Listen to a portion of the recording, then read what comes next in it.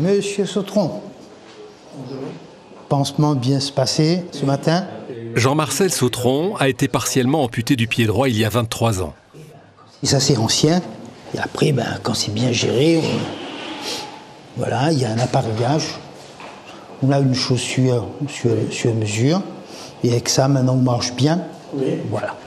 Aujourd'hui, il est hospitalisé pour une nouvelle infection au pied gauche. C'est une blessure que mes pensées que ma gain est soigné.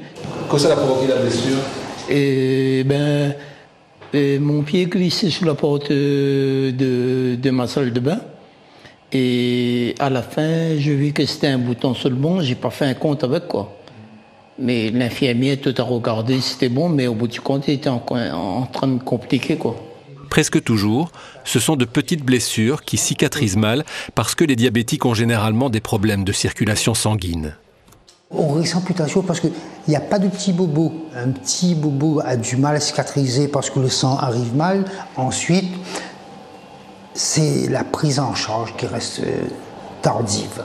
Parce que ça fait pas mal, les gens ne se rendent pas compte de la gravité.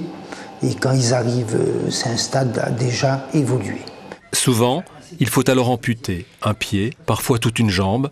À La Réunion, une amputation est ainsi pratiquée tous les jours sur des patients diabétiques. Une situation inacceptable pour ce spécialiste. Non, on ne peut pas accepter. J'ai presque envie de dire, c'est vrai que le taux est stable, mais dans notre pratique, on a l'impression que ça ne bouge pas. Il existe pourtant un médicament, l'Eberprot B, que l'on découvre dans ce reportage. Alors étonnamment, c'est la télévision chinoise qui a fait ce reportage-là, alors je vous le montre. Il a été inventé il y a près de 20 ans à Cuba. Le produit injecté dans la plaie facilite la cicatrisation et permet d'éviter l'amputation. Ça peut être un espoir dans l'absolu, de dire qu'on a identifié des traitements qui vont booster la cicatrisation, éviter que ça se dégrade pour arriver à l'amputation. Mais à ce jour, aucun laboratoire n'a demandé sa mise sur le marché à l'Agence européenne du médicament. On ne peut donc pas l'utiliser. Comment ça va ? Ça va très bien. En attendant, la meilleure arme pour éviter les amputations reste la prévention. J'avais un bobo au pied, quand le sang ne passe pas, il explose. Quand il explose, il fait une plaie comme un grain de lentilles. Mais cette plaie-là s'est infectée. Et quand ça s'est infecté, l'oxygène ne passait pas, il a brûlé mon doigt de pied et il fallait couper. La blessure est impressionnante, mais parce qu'elle a été soignée rapidement, Reine-Marie a pu éviter une amputation plus importante. Ça y est, l'amputation n'est plus. Non, avec la grâce de Dieu en plus, qu'on prie tous les jours. Et qu'au moins, le processus s'y arrête. Voilà.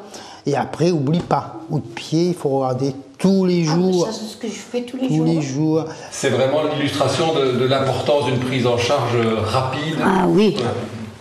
C'est vrai qu'il n'y a pas de petit bobo chez les diabétiques.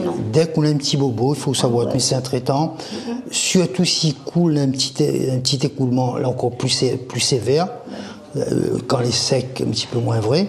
Mais il n'y a point de petit bobo chez les diabétiques. Le moindre petit bobo, il faut prendre soin. Et au moindre doute, voir votre médecin. Si vous avez un infirmier habituel, demandez l'avis de l'infirmier ou de podologue. Vraiment, il est vraiment important. Et grâce à cette prise en charge, à la fin de l'année, Reine-Marie pourra fêter ses 75 ans sur ses deux pieds.